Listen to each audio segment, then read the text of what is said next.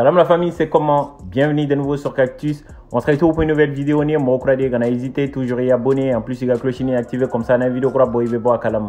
ina fois bien bala titre kono to mi video ina mina kuma premier ministre ka interview ne kan ko sa ina interview do ke barkan mo ka départ kan semaine mtemena nye video ke ga expliquer na ka foko France président Emmanuel Macron kunye mini sommet do ke France ka Afrique de l'Ouest président do invité kata ou talen aya ka décision ta ka ira ka foko u ga sura simunu be malla no e barkanie ani takuba mo ku ye décision ta ubunu ga sura su ta ka bo malla kalon nani ka tabla kalo woro konnala ubunu wamna faranya nga ku bazu datu nga ta ka bo malla kumna ta Niger o décision talen ko fe autorité de la transition mo baraku ga mécontentement ira ka ira ka foko ni France bolo be nyong bolo ou bolo dilen do nyong ma ka baraka nyong fe le fait que France président boraka annoncé ka foko nu ga sura su retirer ka bo malla ka sura manga autorité de la transition mo la bo kalama ore ma janga gouvernement fene ou boraka communiquer ka ira ka foko le fait que France décision ta ka sura ou ma fo olunyana o kelen na fo dogalement de en plus laidu kam mu ni nyong che France yo soso o kelen sanga gouvernement fene boraka foko France delem di ka foko kalonani ka tabla kalorola unu ga menan fara ɲɔgɔn kan ka taa an ka autorité de la transition mɔgɔw y'a yiru la k'a fɔ ko o ka jan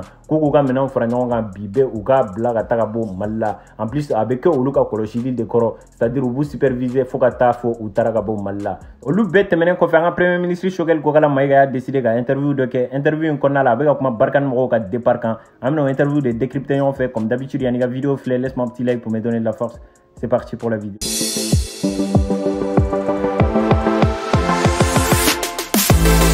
Journaliste muso ka question folo la ale a ira Dr Choguel Kokala Mayiga la k'a fɔ ko France y'a décidé k'a fɔ ko barikani ka taga bɔ Mali la san 8 kɔfɛ u bɛ Mali la. An ka gouvernement de la transition mɔgɔw ka communiqué kɔnɔna la u y'a yira k'a fɔ ko France kelen de décision ta a yɛrɛ ye k'a fɔ k'u ka sɔrɔsiw bɛ taga bɔ Mali la ko Dr Choguel Kokala Mayiga hakilina ye jumɛn o ko in kan. A ye journaliste répond k'a fɔ ko i n'a fɔ an ka gouvernement bɛ deli k'a fɔ cogo min kɔrɔlen ni baaraɲɔgɔnya b'i ni mɔgɔ cɛ ni bolodiɲɔgɔnma b'i ni mɔgɔ cɛ i n'o tigilamɔgɔ kan ka ɲɔgɔn bonya de a kan ka taa sira kelen de kan en plus a kan ka ɲɔgɔn hakilinaw bonya accord in sinsinna hakilina mun kan bɛɛ kan k'o bonya o tɛmɛnen kɔfɛ kan bɛɛ kan ka baara kɛ sariya de kan k'olu y'a yira k'a fɔ ko décision unilatérale tɛ bɛn u ma bilen c'est à dire ni ni mɔgɔ bɛ baara la ɲɔgɔn fɛ ka décision ta i kelen na ka sɔrɔ accord b'i n'a tigilamɔgɔ ni ɲɔgɔn cɛ ko gouvernement min bɛ place la sisan k'olu y'a yira k'a fɔ ko o tɛ bɛn u ma bilen k'ale ye nin kuma fɔ kun jumɛn la ko n'an seginna kɔfɛ dɔɔni k'a jateminɛ France nalen Mali la wagati dɔ la u ye kuma min fɔ ko wagati min na Mali gouvernement kuma ye welewele bila France ma k'a fɔ k'u kana dɛmɛ k'a kun fɔr'u ɲɛna de k'a fɔ k'u kana Mali dɛmɛ appui aérien na en plus u kana renseignement di Mali ma pour que ka terroristes bali u kana na se ka na sud la c'est à dire u kana na se ka bɔ nord la ka na fo sud la i n'a fɔ a bɛ deli k'a fɔ cogo min kɔrɔlen c'est à dire France nalen Mali la 2013 wagati la objectif minnu kun b'u la c'est à dire ŋaniya minnu kun b'u la pour que ka se ka na kɛ Mali la donc ko saba de kun don fɔlɔ kun ye jumɛn ye ka terroristes la jɔ u kana na se ka na sud la ani ka terroristes ban pewu filanan kun ye jumɛn o ye ka Mali minɛ ka di maliyɛnw ma ka jamana ka mara n'a ka fanga bila Mali dugukolo bɛɛ lajɛlen kan ko sabanan ye ka Nations Unies mɔgɔw ka résolution appliquer a ko barikani fɛnɛ nana o kan de kan ko 2016 wagati de la opération Serval yɛlɛmana ka kɛ barikani ye ko barikani mɔgɔw ka objectif kun ye saba de olu ka objectif kun tɛ ka terrorisme ban mais u ka objectif kun ye de k'u bali ka cari c'est à dire k'u empêcher ka propager filanan kun ye jumɛn o ye ka armée malienne dɛmɛ ka monter en puissance kɛ sabanan fɛnɛ ye jumɛn ka population dɛmɛ ko mais n'a essayé ka bilan kɛ san 8 kɔfɛ objectif fɔlɔ kun ye jumɛn ka terrorisme ban ko wagati dɔ kɛra 2013 wagati la terroristes kun bɛ nord de la ko mais 2021 wagati la n'i ye Mali sigi kɛmɛ sara la bi 8 bɛɛ la terroristes kun b'a fan bɛɛ an filɛ nin wagati min na bi yɔrɔ dɔw bɛ yen o tɛ Mali ka bolo kan ko Nations Unies mɔgɔw ka résolution bɛ falen san o san ko ɲinan k'olu ma sɔn résolution dɔ de ma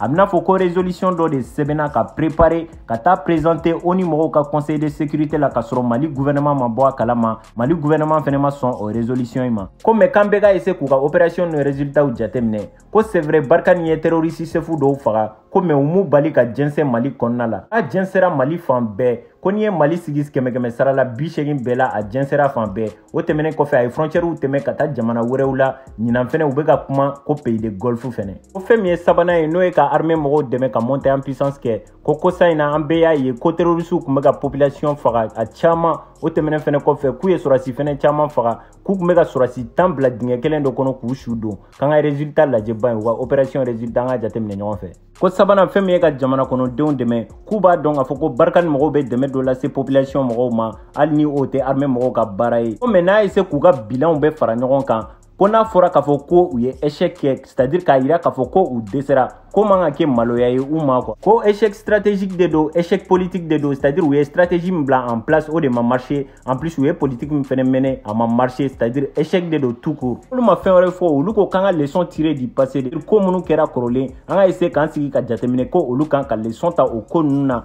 ko yan'u ka na an fila bɛɛ k'an sigi k'an hakili jagabɔ ka leçon tirer du passé. Comme olu b'u ye télé de la u b'a fɔ ko suspension de leur armée 3 juin au 10 juin 2021 fɛnɛ u bɛna télé la k'a yira tuguni k'a fɔ ko suspension de leur militaire u n'an ka militaires tɛ baara kɛ ɲɔgɔn fɛ ko o don n'an kɔrɔ olu yɛrɛ bɔra kalama k'a fɔ ko opération Barkhane mɔgɔw ka opération banna Mali la ni précis de c'est-à-dire olu y'a ye précis de la k'a fɔ ko opération Barkhane mɔgɔw bɛna taga bɔ Mali la k'an yɛrɛ ka kow ta ka da ɲɛkɔrɔ k'a lajɛ donc k'u kana na essayer ka tiɲɛ déformer c'est-à-dire ka galon yɛlɛma k'a kɛ tiɲɛ journaliste ye question posé a kun k'a yira k'a fɔ ko le fait que Choguel bɔra ni nin bilan ye k'a yira k'a fɔ ko Fransi Sorasiw ka opération kɛra échec ye donc ko Fransi gouvernement mun b'a yira kuma bɛɛ k'a fɔ ko 2013 wagati la olu ka Sorasiw nalen Mali la u kɛlen ka Mali bɔ bolo la k'u kunbɛn ni tɛgɛrɛ muso in ye Choguel ɲininka k'a fɔ ko Choguel hakili la fɛn jumɛn de tun bɛ kɛ Mali la 2013 wagati la ni opération Serval mɔgɔw tun mana intervention na ka Mali bɔ bolo la ko yan'a ka kuma daminɛ k'a bɛ tâche blaquer Fransi Sorasiw ye minnu sara Mali la donc k'ale t'a dɔn kun min na u bɛ kuma Fransi Sorasiw dɔrɔn kan ko et pourtant jamana wɛrɛ Sorasiw sara Mali la k'a bɛ tâche blaquer Sorasi wɛrɛw ye fɛnɛ ani Mali Sorasiw ani civil minnu ni tora ko in na Choguel tilala ka yira tuguni k'a fɔ ko Fransi dirigeant politiques ka communication kɔnɔna la k'u bɛ erreur caman kɛ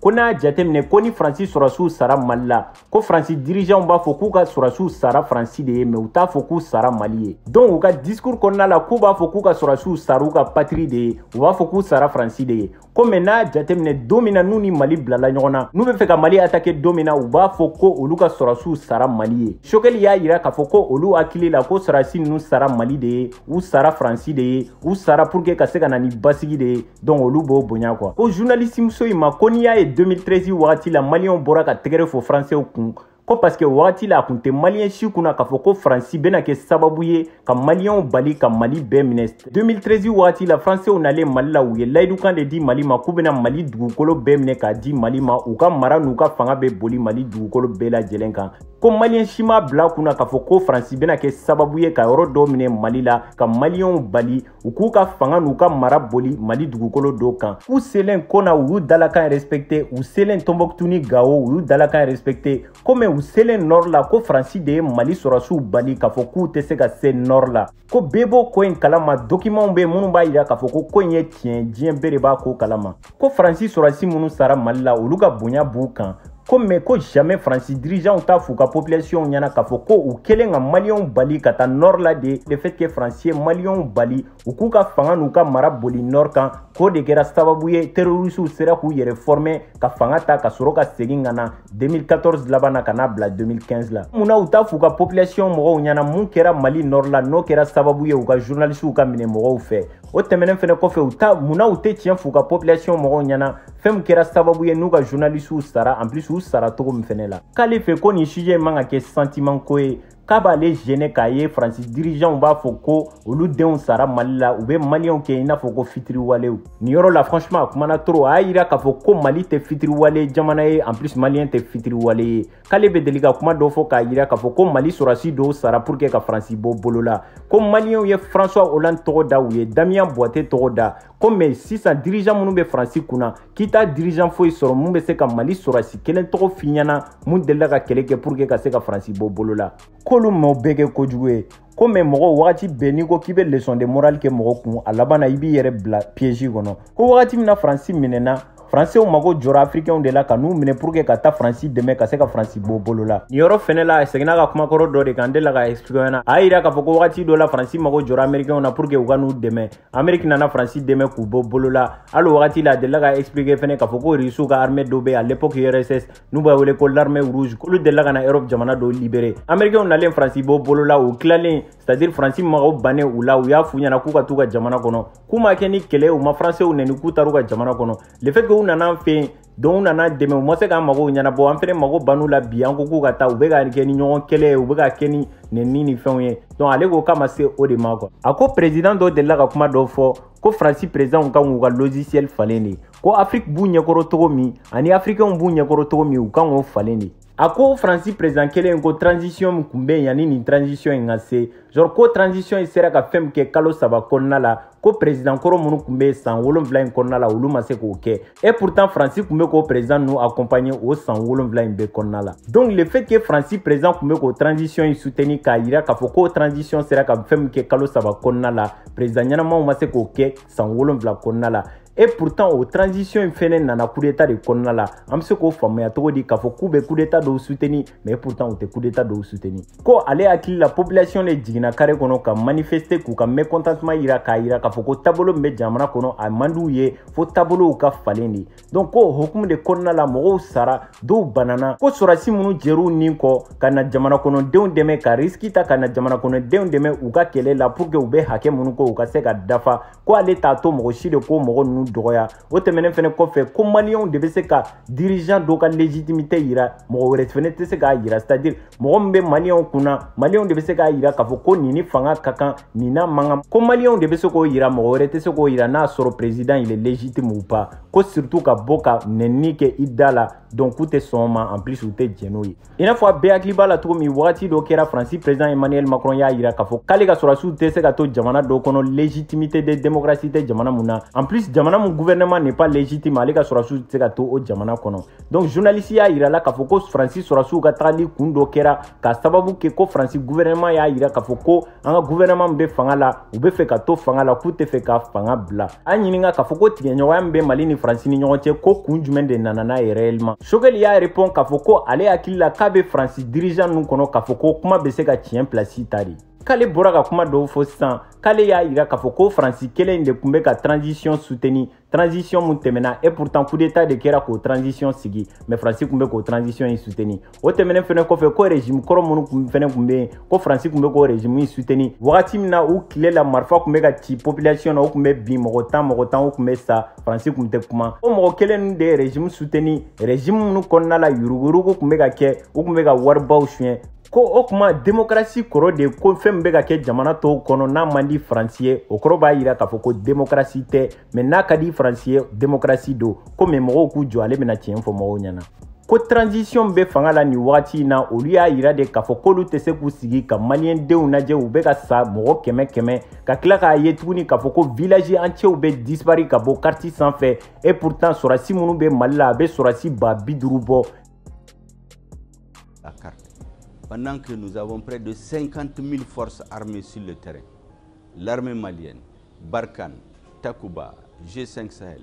ako Mali kelen n'a fɔ ko banabagatɔ de ye Faransi kelen n'a fɔ ko dɔgɔtɔrɔ Mali fari fan dɔ bɛ ka dimi a nana Faransi ma k'a ka furakɛ Faransi ye fura sɛbɛn k'a d'a ma k'a ka dɔgɔkun 2 makɔnɔ dɔgɔkun 2 in kɔnɔna la bana carila Mali fari fantan 4 bɛɛ la bana furakɛli bɛ Mali kɔnɔ Mali kan k'a yɛrɛ ɲininka a ye Choguel ka réponse lamɛn a y'a yira k'a fɔ ko soit dɔgɔtɔrɔ tɛ se a ka baara la ou soit a ye lajɛli min kɛ banabagatɔ la o lajɛli ma ɲɛ ou soit a ye fura min sɛbɛn k'a d'a ma o fura ninnu ma ɲi ou soit a ye fura tacogo min yira banabagatɔ la o fura tacogo fɛnɛ ma ɲi a ko k'olu ma dɔgɔtɔrɔ falen u ye dɔgɔtɔrɔ kɔrɔ in t'u yɛrɛ bolo k'u sama ka se dɔgɔtɔrɔ wɛrɛ fɛ yen k'o ka fura lajɛ n'a sɔrɔ u bɛ se ka maliyɛnw furakɛ ni o ye donc a bɛ fɛ k'a yira k'a fɔ ko olu m'u ka partenaire kɔrɔw falen genre u y'a essayer ka u ka coopération élargie ka taa partenaire kuraw fɛ yen ka kɛlɛkɛminɛnw ɲini pour que ka se ka maliyɛnw lakana k'u y'u fanga bɛɛ di pour que ka se ka kɛlɛkɛminɛnw san ka dan ka armée mɔgɔw ma ko maliyɛnw ye wari débloqué k'a di pour que ka se ka hélicoptère san ko mais Faransi autorités b'a kalama wari ɲagamina cogo min